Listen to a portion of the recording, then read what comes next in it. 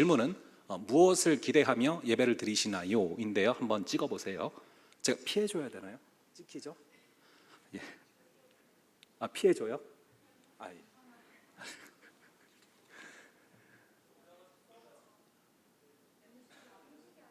인식이 안 된다. 예. 인식이 된 사람이 있구나.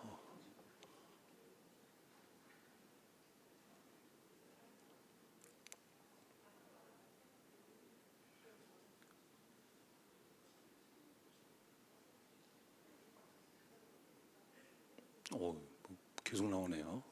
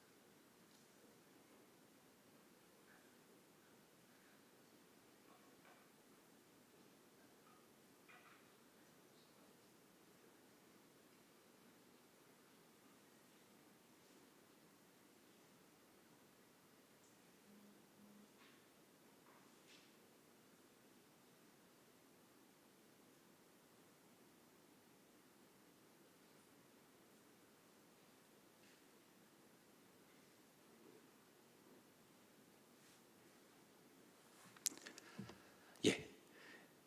예. 끝난 줄 알았어요.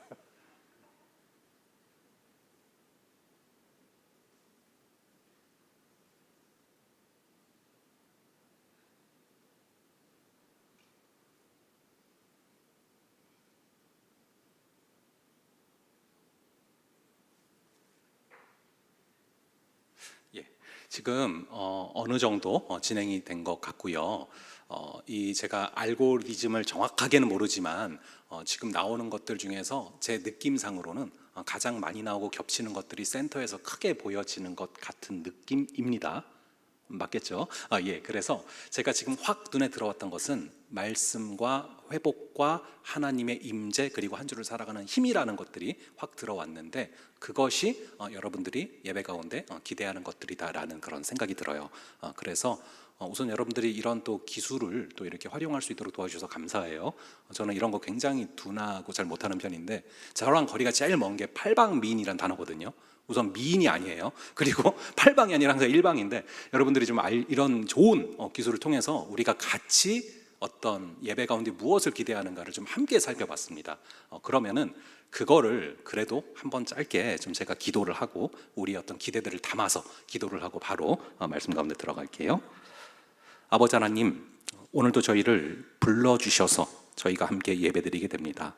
그리고 우리에게 허락하신 또 귀한 기술들을 통하여서 우리가 예배 가운데 기대하는 것들, 말씀과 또 하나님의 임재와 그리고 회복과 또 한 주를 살아갈 힘, 아버지 그것을 우리가 기대하는 것을 함께 바라봅니다. 아버지 하나님, 예배 가운데 부어주시는 말씀을 통하여 우리의 삶의 회복이 임하게 하여 주시고 간절히 바라기는 한 주를 살아갈 그 힘이 주어지는 그 역사를 허락하여 주시옵소서.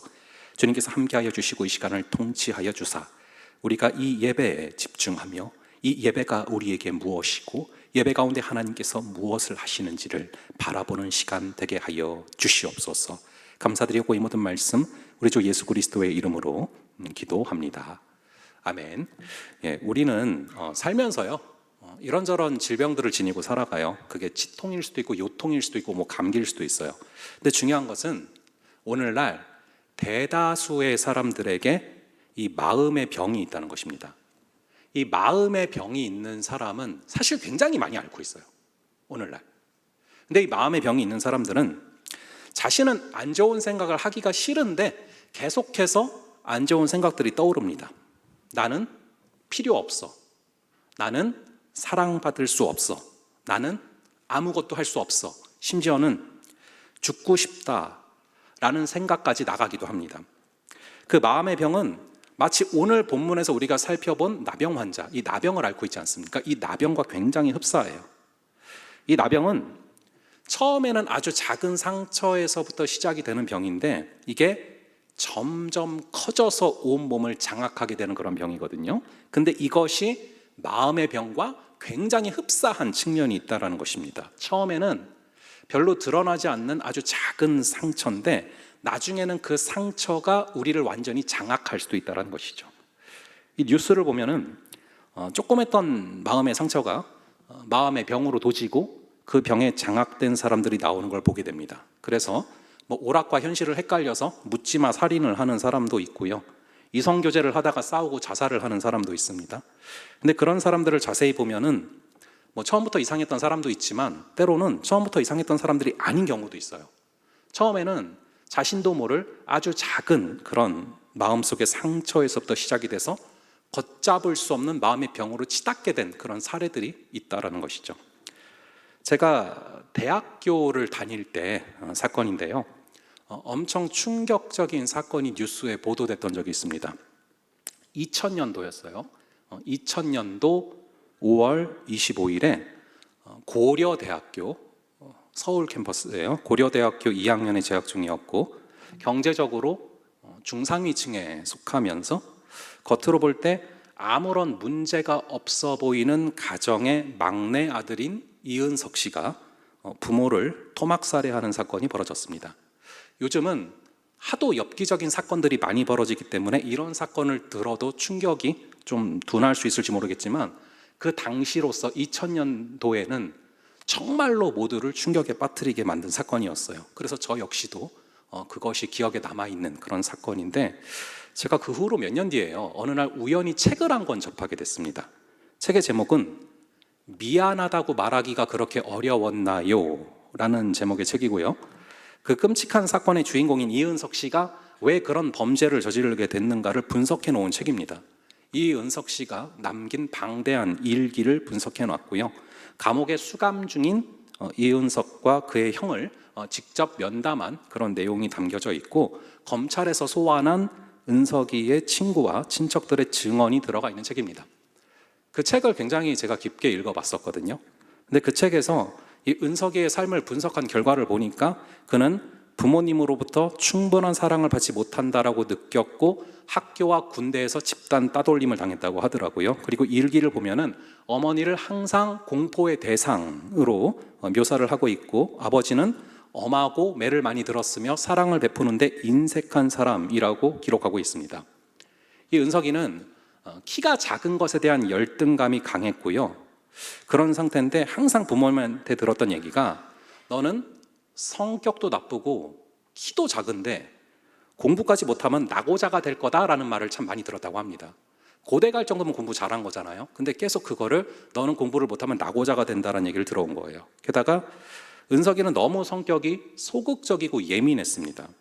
형도 한 명 있는데 이 형은 똑같이 부모로부터 정서적인 학대 그리고 육체적 학대를 받았지만 형은 이것을 반항하면서 저항을 하면서 어느 정도 소화하고 극복을 했는데 은석이는 속으로 이거를 사귀다가 마음속으로 돌이킬 수 없는 그런 상처를 받은 것이죠. 결국 이 은석이는 어머니의 구타와 욕을 가볍게 넘기지 못하고 자살을 시도한 적도 몇 번 있습니다.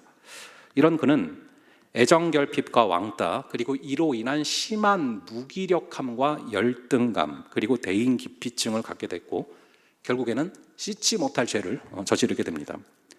이 범행이 벌어지기 전날에 은석이는 어머니에게 태어나서 처음으로 안 하던 반항을 했어요. 그날은 독립을 외쳤던 형이 부모님이 얻어준 아파트로 이사를 한 날이고 은석이는 그곳으로 가서 이삿짐을 날랐던 날이었습니다. 이날 은석이가 겉으로 표현은 안 했지만 굉장히 속상했을 것으로 짐작을 합니다. 왜냐하면 형은 지옥과도 같은 집을 독립해서 나가게 됐는데 부모님이 자기의 이름으로 대출을 받아서 형한테 줬기 때문에 이게 굉장히 기분이 나빴던 거예요.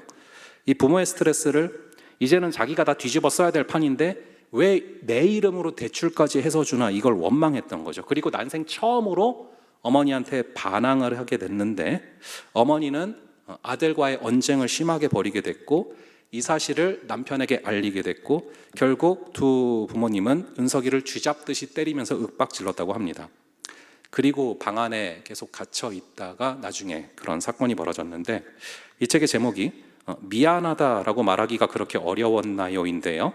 재판 과정에서 그 당시에 미안하다라고 한마디만 해줬으면 이런 일이 벌어지지 않았을 텐데 라고 말하는 가운데 그런 제목을 지었다라는 것을 읽은 적이 있습니다. 이 은석이 사건이 충격적인 것은 우리가 주변에서 흔히 접할 수 있는 굉장히 평범한 중류층 가정에서 발생한 그리고 굉장히 평범해 보였던 아이로부터 발생한 사건이었다는 것입니다.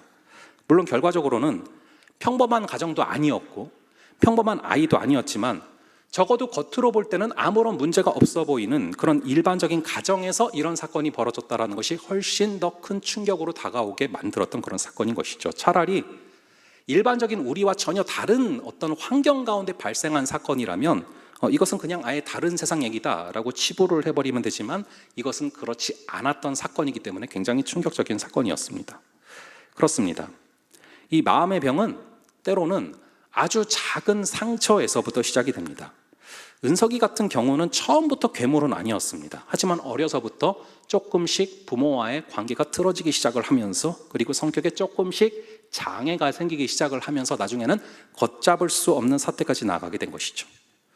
우리가 이해할 수 없어 보이는 범죄 사건 속의 사람들조차도 때로는 처음에는 아주 작은 마음속의 상처에서부터 시작된 경우들이 있습니다. 그 상처는 우리가 세상 속에서 굉장히 흔하게 접할 수 있는 아주 그런 사건 속의 상처들입니다.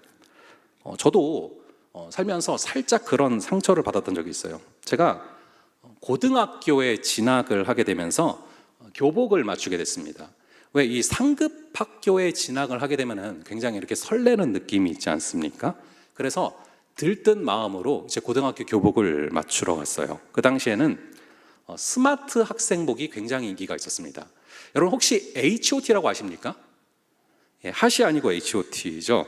그러니까 라떼는 말이야 H.O.T가 엑소보다 훨씬 이렇게 큰 인기를 끄는 그런 그룹이었는데 그 H.O.T가 그 교복 광고에 나왔었고 굉장히 잘 나가는 그런 교복 매장이 스마트 학생복이었어요. 그래서 나도 꼭 저 스마트 학생복에 가서 교복을 맞춰야지 라는 그런 생각을 갖고 이렇게 있었는데 제가 그 당시 이제 고1 이제 될 때 이제 2월 달에 맞추러 갔는데 제가 그 당시가 고1인데 지금보다 10kg 정도가 더 나갔을 때예요. 대충 이 이야기가 어떤 비극으로 치닫을지 혹시 짐작이 가십니까?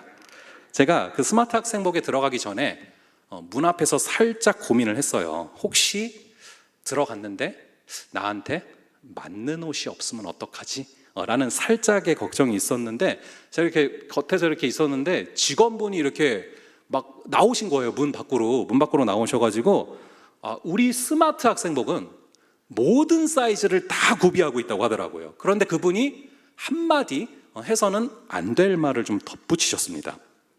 어지간히 뚱뚱한 사람들도 우리 매장 오시면 다 맞아요. 뭐 웬만한 그러니까 뉘앙스가 사람이면 맞는다 뭐 그런 뉘앙스였거든요. 그리고 제가 가서 입었는데 저는 어지간한 사람이 아니었던 거예요. 안 맞는 거예요. 그래서 결국 이제 아저씨들이 맞추는 데 가서 맞췄거든요. 근데 그때부터 제가 사람들 앞에 서기가 굉장히 힘들어졌던 순간들이 있었어요. 그래서 이상하게 사람들이 많으면은 어디론가 숨고 싶고 수치심이 느껴지고 그래서 사람들 앞에서 말을 절대 못했어요. 제가 지금 이게 말을 하는 건 치유가 돼서 하는 거예요. 그랬던 순간들이 있거든요. 정말 그날은 아주 평범한 날이었어요. 그죠? 설레는 마음으로 스마트 학생복으로 향했을 뿐인데 예상치 못한 일과 예상치 못한 말을 만나면서 제가 마음속에 작은 상처가 생겼던 것이죠. 우리에게 있는 이 마음의 병들도 마찬가지예요.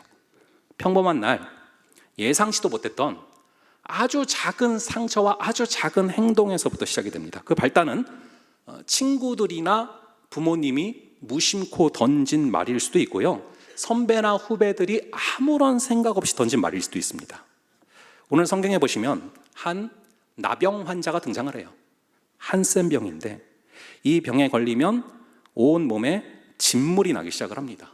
그리고 몸에 점점 감각이라는 것이 사라져요. 결국에 손가락이 한마디씩 한마디씩 뜯어져 나가고 나중에는 얼굴도 문드러지기 시작을 합니다. 그래서 우리가 이 문둥병이다라고 이렇게 말을 했었거든요.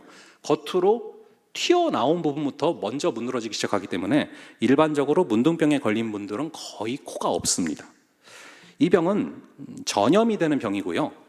오늘날은 거의 완치가 되는 병이 됐는데 신기한 것은 아직도 발생하는 사람들이 소수지만 있긴 하더라고요. 그래서 이전에는 굉장히 많이 발생을 해서 소록도가 따로 있지 않았습니까? 그렇게 발병하는 분들 따로 모인 곳. 근데 오늘날은 약물로 이제 치료가 어느 정도 가능한 병이 됐지만 아직도 아주 소수, 정말 한두 명이 있다고 하더라고요. 작년 통계를 보니까. 근데 성경이 쓰여지던 당시로는 치료가 불가능했고요. 저주를 받았다라고 여겨지는 그런 병이었습니다. 이 병을 어떻게 인식을 했냐면은 우리 레위기 13장 45절을 볼게요. 레위기를 좀 보셔야 되거든요. 레위기 13장 45절을 한번 함께 한 목소리로 읽어 보겠습니다. 시작.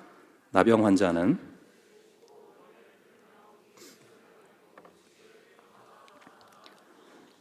나병 환자, 문둥병자들은 옷을 찢고 머리를 풀고서 손으로 윗입술을 가리고 외쳐야 돼요. 나는 더럽다, 나는 더럽다. 그만큼 사람들이 더럽다라고 생각하는 그 병이 나병이에요. 이 마태복음 8장에 보시면은 이 문둥병자가 나옵니다. 이 사람도 원래는 평범한 사람이었어요. 근데 어느 날 팔에 흉터가 하나 생긴 거예요.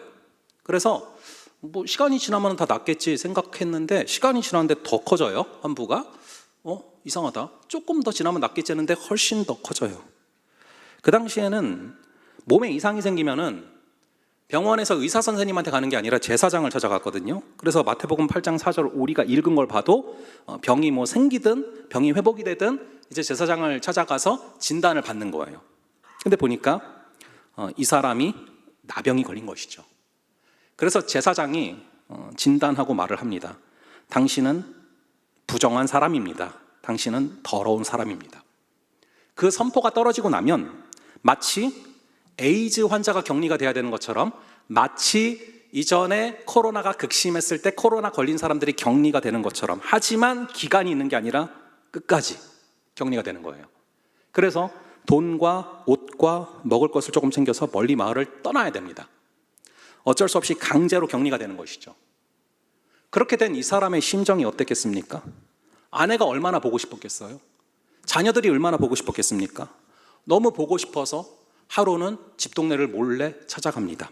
그렇게 동네 주변을 보고 싶어서 어슬렁거리다가 사람들한테 발각되면 돌에 맞는 거예요. 사람들이 돌을 던지는 거죠. 이 더러운 놈아 절로 사라져라.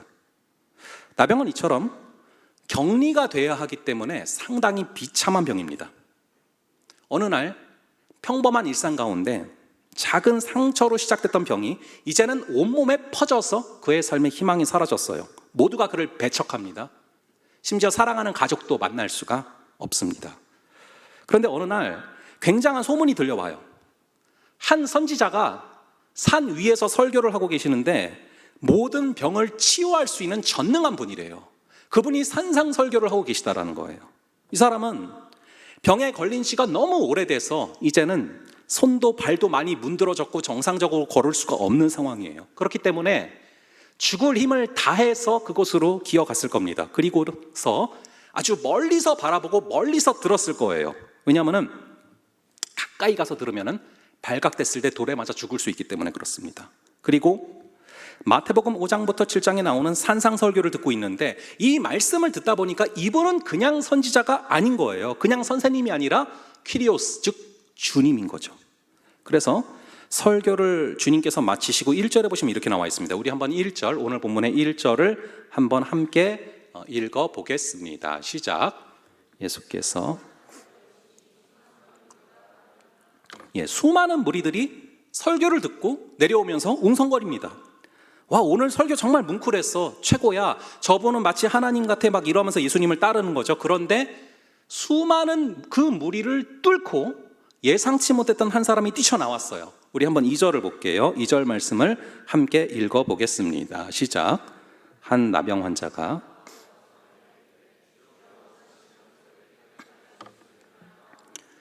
그가 예수께 절하며 나와 이르되 선생님이라고 합니까? 아니죠. 주님이라고 해요. 주님은 그 당시에 오직 하나님한테만 쓸 수 있는 칭호입니다. 이 나병 환자는 산상수훈을 하시는 그분이 하나님이다라는 것을 깨닫게 된 것이죠. 그렇게 나와 절하며 이르되 주여 하나님, 당신이 원하시면 내가 낫게 될 줄로 믿습니다. 그런데 이제부터가 중요해요. 한 나병 환자가 나와 절하며 라고 되어 있어요. 근데 이 절하며라는 단어가 굉장히 중요한 단어입니다. 이 절하며라는 단어는 프로스퀴네오라는 단어인데, 이 프로스퀴네오라는 단어는 성경의 아주 많은 부분에서 예배하며 라고 번역이 되고 있는 단어입니다. 예배가 절하는 것이죠, 하나님께. 여러분이 나병 환자가 예수님께 뭐 했을 때? 예배 드렸을 때 수많은 창조의 역사들이 벌어진다는 것이죠. 그래서 이 예배라는 단어, 그리고 절하며라고 번역되는 단어가 프로스퀴네오라는 단어인데, 이것은 두 단어가 합성돼서 이루어진 단어입니다. 하나가 프로스고 하나가 퀴네오예요. 프로스는 앞으로라는 것입니다. 그리고 퀴네오라는 단어는 무슨 뜻이냐 하면은, 이 강아지가 주인을 봤어요. 주인을 보고 너무 기뻐서, 너무 신나서 주인한테 달려가서 막 안기고 주인의 손을 핥는 것을 묘사할 때 쓰이는 단어가 바로 퀴네오라는 단어입니다. 자, 그런데 그게 바로 프로스퀴네오라는 단어인데, 여기서 한 가지 물어보고 싶은 게, 그러면 여러분, 이 강아지는 대체 왜 주인한테 뛰어갈까요? 왜 주인을 보면 그렇게 반갑게 가서 달려갑니까? 왜냐하면은 주인한테 가면은 먹을 거를 주인과 뛰어가는 거예요. 주인한테 가면은 강아지는 모든 게 해결되는 걸 다 알아요. 물론 기쁘기도 하고, 주인한테 가면은 먹을 거, 입을 거, 잘 곳, 이런 것들이 다 해결된다라는 것을 너무 잘 알고 있는 거예요. 강아지가 따로 자기가 잘 곳을 마련하고, 자기가 먹을 걸 마련하고, 자기가 입을 걸 마련하지 않아요. 그냥 주인한테, 아주 심플해요. 주인한테 달려가고 주인을 기뻐하면서 달려나갈 때 주인이 다 주는 분인지를 아니까 기뻐하는 거란 말이에요. 그런데 한번 우리가 생각을 해보죠. 주인이 집에 들어갔어요. 근데 개가 표정이 좀 안 좋아요. 꼬리도 흔들지 않고요. 좀 불만이 많아 보여요. 그런 강아지 키워보신 적 있습니까? 그런 강아지가 어떻게 될까요?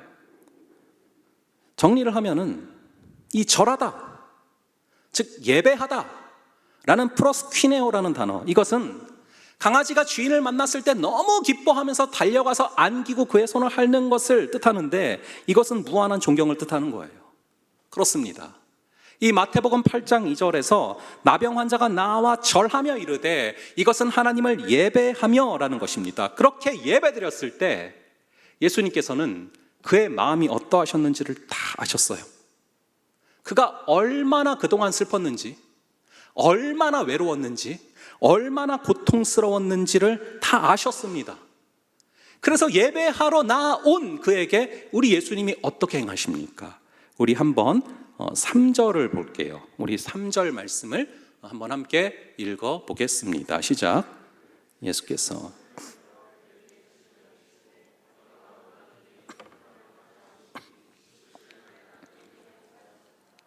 여기 보니까 앞부분에 예수께서 손을 내밀어 그에게 대시며, 예배 드리러 나왔을 때 예수님께서 직접 손을 대십니다. 이때 모든 사람들은 다 놀랬어요. 왜입니까? 이 나병 환자에게 누군가 손을 대죠?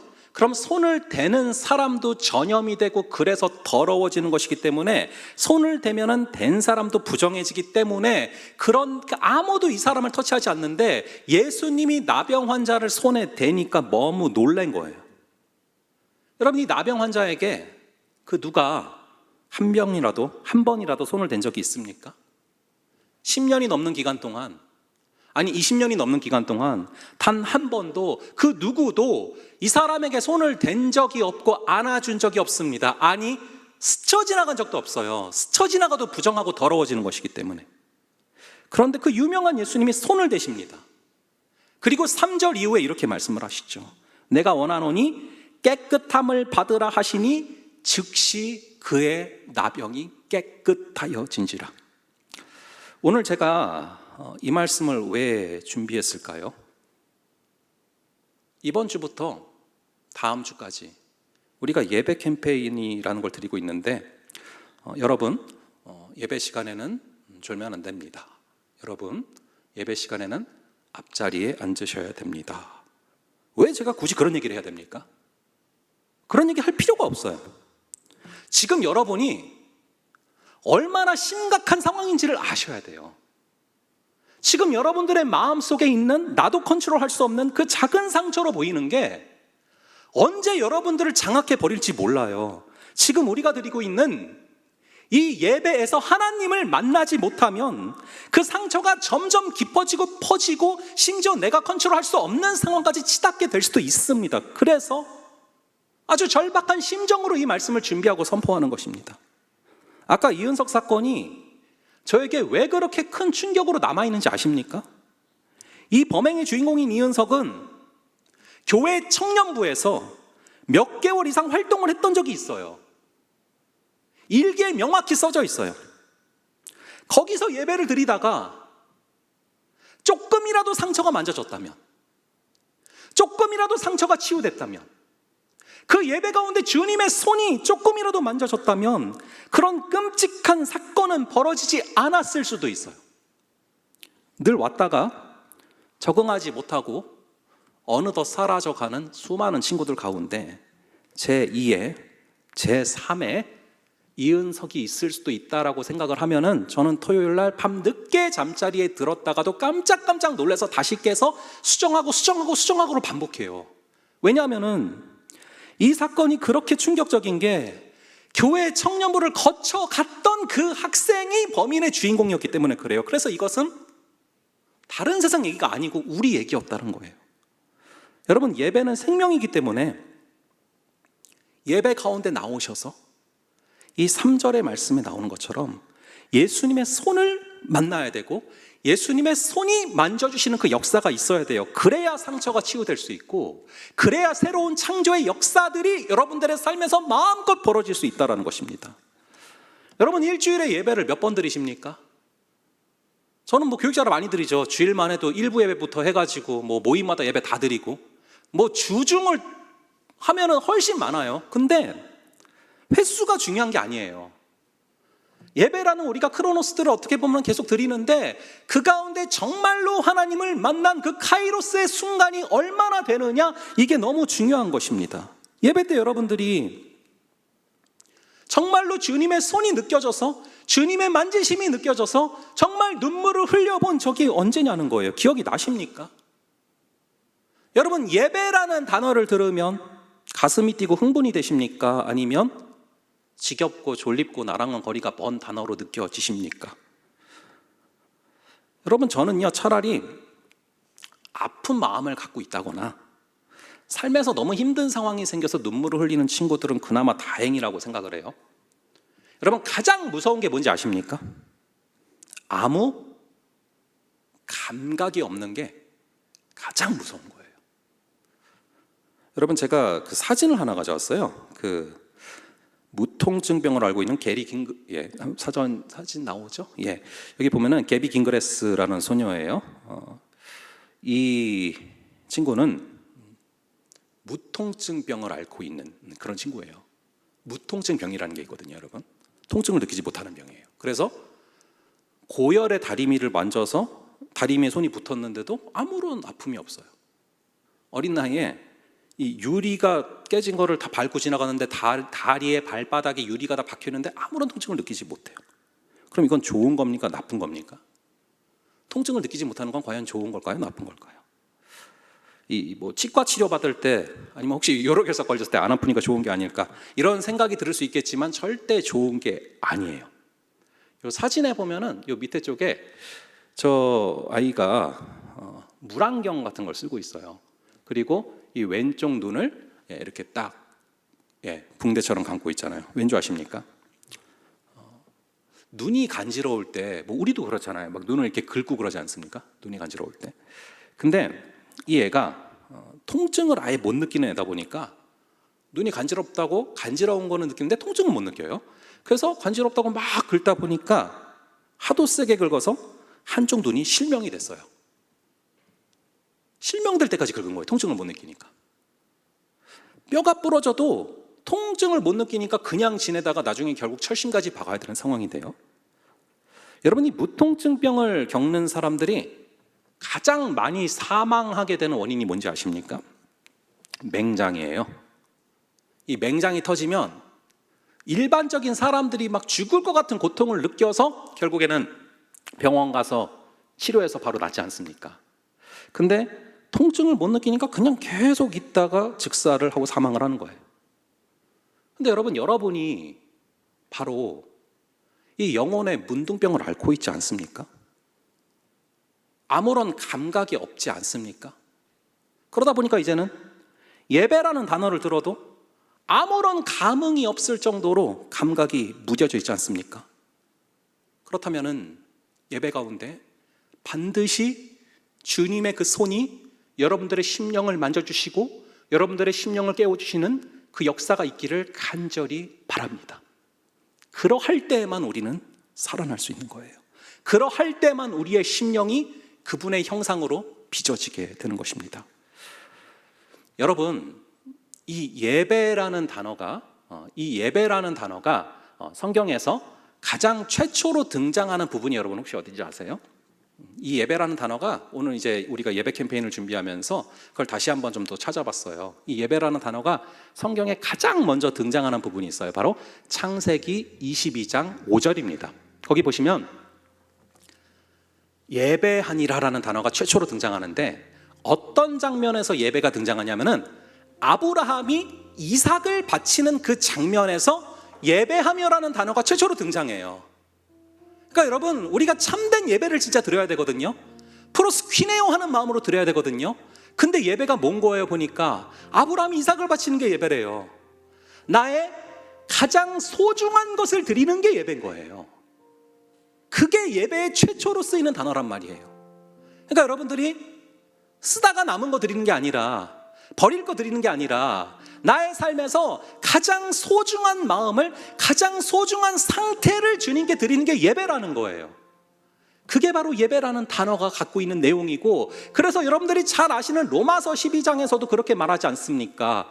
나의 몸을 거룩한 산 제물로 드리라. 나의 가장 소중한 것을 드리는 게 예배라는 거예요. 제가 이거를 좀 뼈저리게 깨닫게 된 순간들이 있었거든요. 나의 가장 소중한 것을 주님께 드리며 나아갈 때 주님께서 만지시고 회복이 임하는 것을 깨닫게 된 일들이 있었거든요.